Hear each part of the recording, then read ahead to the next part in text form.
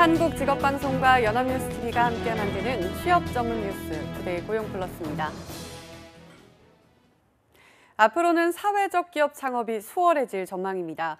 정부가 사회적 기업 인증 요건을 완화하고 창업 단계별로 지원을 늘려 일자리 10만 개를 창출하겠다고 밝혔습니다. 박효정 기자입니다. 이번에 발표된 사회적 기업 육성 계획은 창업의 문턱을 낮추는 게 핵심입니다. 고용노동부가 발표한 제3차 사회적 기업 육성 기본 계획에 따르면 인증제를 단계적으로 폐지하고 등록제를 도입합니다. 사회적 기업의 정의도 사회적 목적을 추구하는 기업에서 혁신적인 방식으로 사회 문제를 해결하는 기업으로 바꿉니다. 다양한 가치를 추구하는 소셜 벤처도 사회적 기업으로 보고 지원하겠다는 겁니다. 정부는 이런 방식으로 5년간 사회적 기업을 통한 신규 일자리 10만 개를 창출하는 것을 목표로 했습니다.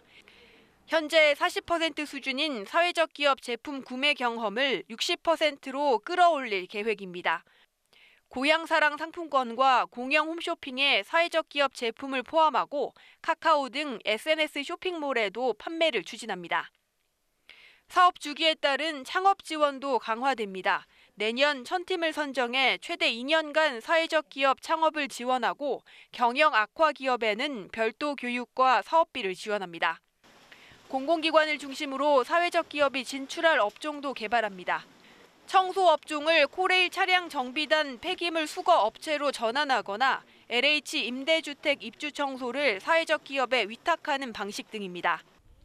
이 밖에 정부는 사회적 기업에 투자하는 60억 원 규모의 모태펀드를 추가로 조성하겠다고 밝혔습니다. 연합뉴스TV 박효정입니다. 정부와 여당이 대기업, 중소기업 협력사 간 이익을 나눠 갖는 협력이익공유제를 이번 달부터 시범적으로 운영키로 했습니다. 정부는 대기업, 중소기업 모두를 지원하는 제도라 설명하지만 재계는 사실상 강제적 조치라며 반발하고 있습니다. 한상용 기자입니다. 당정이 도입 추진 중인 협력이익공유제는 말 그대로 대기업이 중소기업과 이익을 공유하는 겁니다. 목표 매출 달성 시 대기업이 이익 일부를 협력업체에 나눠주면 정부로부터 인센티브를 받습니다. 중소벤처기업부 관계자는 희망 의사를 표시한 기업 위주로 이번 달부터 시범 사업을 시행할 예정이라고 밝혔습니다. 그러면서 롤스로이스의 경우 거액의 엔진 개발을 위해 협력사와 파트너십을 구축한 뒤 수입 배분한 것을 본보기로 들었습니다. 중소기업계는 일단 기대감을 나타낸 분위기입니다. 인센티브 강화를 통해서 대중소기업 간 상생하는 방향으로 확산된다면 신산업이 더욱 활성화되고 대기업뿐만 아니라 기존의 중소기업 제조업도 생산기술 혁신을 유도해서 정부는 이 제도를 도입한 기업에는 세액공제, 금융혜택을 줄 예정입니다. 또한 의무가 아닌 자율적 판단에 맡겨 기업 부담을 줄이겠다는 방침이지만 재계 입장은 다릅니다. 이익을 예측하기가 쉽지 않고 현실적으로도 작동하기 어렵기 때문에 기존에 있는 성과공유제 확산을 통해서 상생 분위기를 해결하는 게 바람직하다고 생각합니다. 인센티브 방식이라 해도 법제화하면 참여하지 않은 기업에 대한 부정적 인식, 경영상 압박에 따른 부담이 있다는 겁니다. 게다가 대기업의 손실이나 리스크도 중소기업과 공유할 수 있겠느냐는 반응도 나옵니다. 결국 정부가 국회에서 관련법을 개정하기 전에 시범 사업을 진행키로 하면서 재계와의 갈등은 더 심화할 것으로 예상됩니다. 연합뉴스TV 한상용입니다.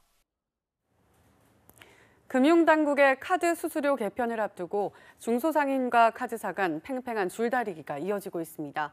중소상인들은 수수료 인하를 요구하며 단체 행동을 예고했고 카드사들은 수수료 인하 시 카드 혜택이 축소될 것이라고 맞섰습니다. 정선미 기자입니다.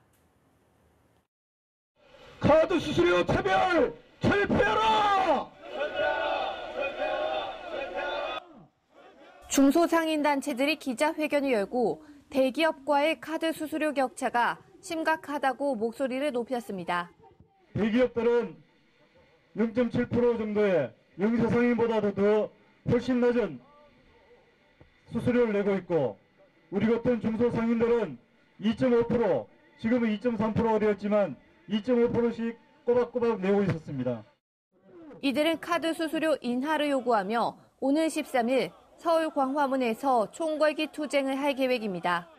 하지만 카드사들은 원가 기반이기 때문에 수수료 차이는 어쩔 수 없으며 수수료 인하 시 카드 혜택을 축소할 수밖에 없다는 입장입니다. 비용 절감을 위해서는 가장 마케팅 비용을 축소를 하라는 방침이면 고객들에게 기존에 제공됐던 혜택 할인이나 포인트 같은 혜택이 줄어들 수밖에 없는 구조고, 전문가들도 카드 수수료 인하 후폭풍을 우려했습니다. 카드 회사가 위축이 되면 미래를 위한 투자도 줄어들 것이고 인력도 줄일 것이고, 그럼 결국 최저임금 때문에 생긴 문제를 카드사로 다 이전을 해서 카드업 자체도 상당히 힘들어질 수도 있다는. 조만간 나올 금융당국의 카드 수수료 개편안, 중소상인과 카드사 등을 모두 아우르는 큰 그림을 그릴 수 있을지 관심이 모입니다. 연합뉴스TV 정선미입니다. 연구개발법인 분리를 놓고 첨예하게 갈등 중인 한국GM의 또 다른 이해 당사자 산업은행이 3자 대화 제의 계획을 밝혔습니다.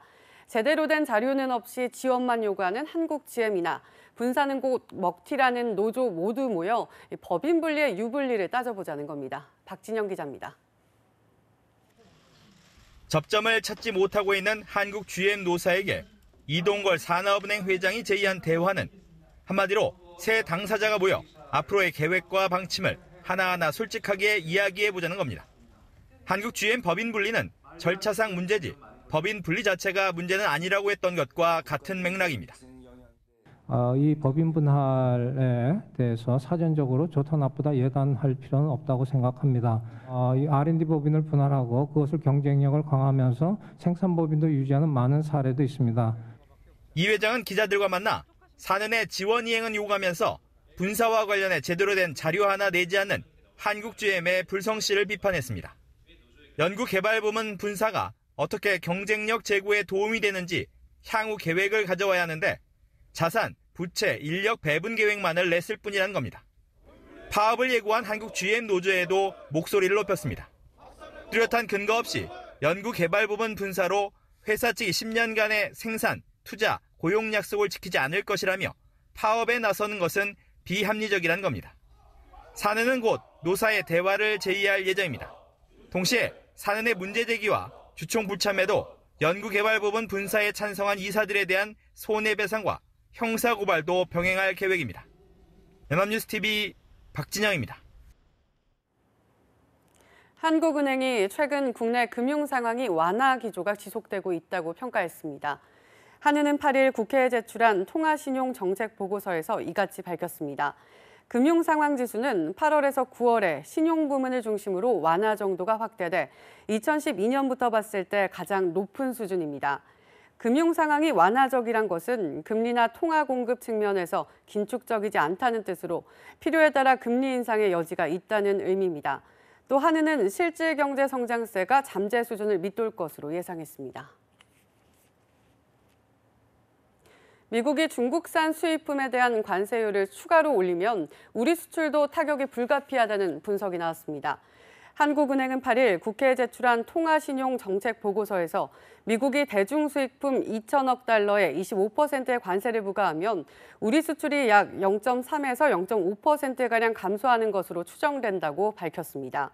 우리 수출에서 중국이 차지하는 비중은 24.8%로 이 가운데 80% 가까이가 중간재입니다. 이에 따라 우리나라의 전자부품과 화학제품 등 업종에서 수출이 감소할 것으로 전망됩니다. 정부의 고강도 규제에 상승률이 점점 둔화하던 서울 아파트값이 이번 주엔 마침내 1년여 만에 제자리에 멈춰섰습니다. 특히 강남 3구는 3주째, 용산은 2주째 하락했는데요. 부정적 경기 전망 탓에 서울의 전체적 아파트값 하락이 임박했다는 관측이 나옵니다. 박준영 기자입니다. 서울의 아파트값 상승세가 드디어 멈췄습니다. 9.13 대책 전후부터 상승폭이 줄더니 이번 주 들어 제자리 걸음한 겁니다. 서울 아파트값 상승세가 멈춘 것은 지난해 9월 둘째 주 이후 무려 60주 만입니다. 특히 서초, 강남, 송파 등 강남 3구는 3주째, 동작, 용산구는 2주째 떨어졌고 상승이 멈춘 지역은 늘었습니다. 성동과 서대문, 양천, 강서구가 금주 보합 전환했고 강동구도 17주 만에 보합세였습니다. 상승을 주도하던 지역이 하락도 선도하는 모양새입니다. 정부의 규제 영향을 크게 받는 고가 아파트 밀집 지역 중심으로 집값 하락이 시작됐고 이런 분위기가 주변 지역으로 확산되는 분위기입니다. 부동산 중개업소에 향후 3개월 내 집값 전망을 수치화한 주택 매매 가격 전망 지수를 봐도 서울 집값이 떨어질 것으로 내다보는 시각이 우세합니다. 최근 현금 10억 원이 필요한 강남권 청약에 10,000명이 몰리는 등 시중 부동자금은 여전히 풍부하지만 당분간은 집값을 끌어낼 요인들이 더 많기 때문입니다. 금리 인상이라든가 거시경제 불안, DSR 휴지 등에 따라서 내년 상반기까지는 어느 정도 하락 조정을 보이지 않을까라고 생각이 됩니다. 하지만 서울 집값이 잡히면서 규제가 덜하고 개발 호재가 있는 일부 수도권 등지로 투기 수요가 이동하는 풍선 효과의 가능성은 여전히 남아있다는 분석입니다. 연합뉴스TV 곽춘영입니다. 스타트업 기업들의 제품 생산이나 자금 조달을 돕는 클라우드 펀딩이 해마다 성장세입니다. 그런데 최근 국내 점유율 1위 업체에서 안경을 구입한 소비자들이 곤경에 처했는데요. 알러지성 피부염으로 귓등에선 진물이 나는데 환불은 절대 안 된다고 합니다. 서영석 기자의 단독 보도입니다. 올해 초 직장인 조모 씨는 SNS 광고를 보고 안경을 구입했습니다. 국내 크라우드 펀딩 점유율 1위 업체인 와디즈의 광고였는데 해당 제품 제작 펀딩엔 목표치의 10,000%가 넘는 2억 원이 모였고 2천여 명의 참여자들이 석 달 뒤 안경을 받아봤습니다. 하지만 착용한 지 몇 주 지나지 않아서 안경테의 코팅은 벗겨지기 시작했고 귓등에선 진물까지 났습니다. 8살 때부터 21년 동안 안경을 꼈는데 이 안경을 껴서 귀 뒤쪽에 상처가 났다거나 그런 적은 한 번도 없었어요. 티타늄이라 그래서 샀는데 조 씨처럼 피해를 호소하는 사람이 계속 늘어가는 사이 어렵게 연락이 닿은 생산업체의 답은 정해져 있었습니다. 이게 펀딩이기 때문에 사실 이제 저희가 후원자님들이 이제 수량에 맞게끔 다 제작을 해서 쇼핑몰이랑 틀리게 이제 교환이나 이제 환불 자체가 조금 불가능하긴 하거든요.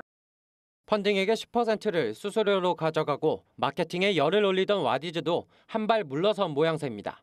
소통이 일어나고 있지는 않습니다. 저희가 의견을 이야기했을 때 회신이 온다거나 이런 부분에 대해서는 어려움이 있는 상황입니다. 물건을 생산한 업체도 판매를 중개한 업체도 책임을 떠넘기고 있는 사이 소비자들의 고통은 커지고만 있습니다. 연합뉴스TV 서영석입니다. 접었다 펴는 스마트폰 시대가 성큼 다가왔습니다. 얼마 전 중국 스타트업이 세계 최초로 폴더블 스마트폰을 공개한 데 이어 삼성전자의 폴더블 스마트폰도 윤곽을 드러냈는데요. 글로벌 업체들의 경쟁이 본격 시작됐습니다. 한지희 기자입니다. 삼성전자가 새로 공개한 폴더블 스마트폰 디스플레이입니다. 접힌 상태에서는 양복 안주머니에 넣을 수 있는 크기인데 화면을 펼치자 마치 두 개의 스마트폰이 합쳐진 듯 7.3인치 대화면 태블릿으로 변신합니다. 큰 화면으로는 인터넷 메시지 등 3개의 애플리케이션을 동시에 사용할 수 있습니다. 완성품은 내년 초에 공개될 것으로 예상됩니다. For this display to be foldable, we had to make it thinner than any other mobile display we've ever made. We created a new polarizer that's 45% thinner. 사실 중국 화웨이가 세계 최초로 폴더블 스마트폰을 내놓겠다는 의지를 공개적으로 밝혔지만 세계 최초 타이틀은 다른 업체에게 뺏긴 상황. 중국 스타트업 로열이 얼마 전 바깥으로 접는 폴더블 스마트폰을 먼저 공개했기 때문입니다. 애플은 폴더블 스마트폰의 대중성을 살핀 뒤 출시하겠다는 입장이고 LG전자는 내년에 열리는 세계 최대 가전 박람회인 CES 2019에서 공개할 예정입니다. 이제 접었다 폈다 하면서 나올 수 있는 여러 가지 이슈도 있고 이러한 것들을 상용화시키는데 걸림돌이 되는 것들을 저희 개발단에서 저희 협력사들하고 차곡차곡 진행을 하고 있습니다. 스마트폰 제조사들이 폴더블 스마트폰 출시를 통해 전 세계적으로 침체된 스마트폰 시장에 활력을 불어넣을지 관심이 모아집니다. 연합뉴스TV 한지입니다.